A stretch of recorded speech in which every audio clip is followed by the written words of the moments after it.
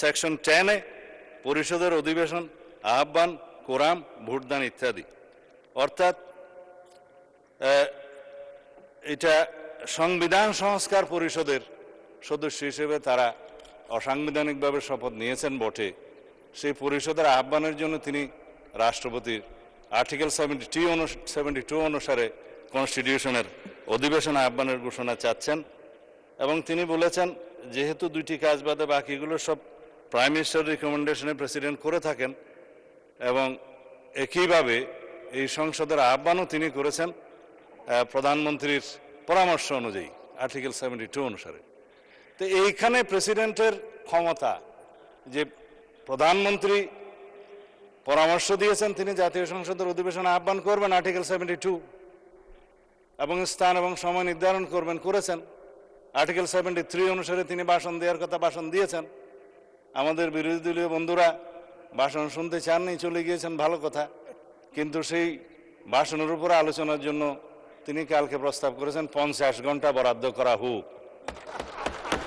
এখন যদি রাষ্ট্রপতির ভাষণের উপরে 50 ঘন্টা আলোচনা হয়, ভালো, সংখ্যা অনুপাতে সেই সময় বরাদ্দ করা হবে, আমরা অ্যাপ্রিসিয়েট করি। কিন্তু এই যে আর্টিকেল 72 অনুসারে সংবিধান সংস্কার পরিষদের যেখানে অস্তিত্ব না থাকায় প্রধানমন্ত্রীও সেটা পরামর্শ দিতে পারেন না রাষ্ট্রপতিকে, রাষ্ট্রপতিও সেই অধিবেশন আহ্বান করতে পারেন না, বিধায় সে করেননি। তা এখন যদি তাদের প্রশ্ন অনুসারে এই আদেশটা যদি বৈধ হয়, রাষ্ট্রপতি যে আদেশটা জারি করেছেন সেটা যদি সাংবিধানিক হয়, সেটা আমরা এখানে আলোচনা করতে পারি।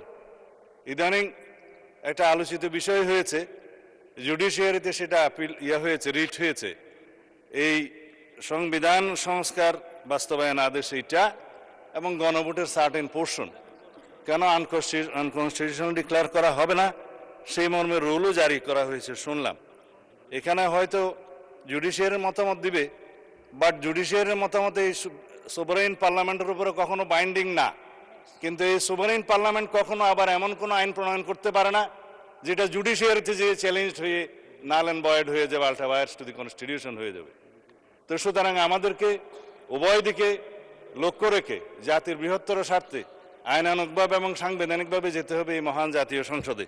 আমাদের সমস্ত কার্যক্রম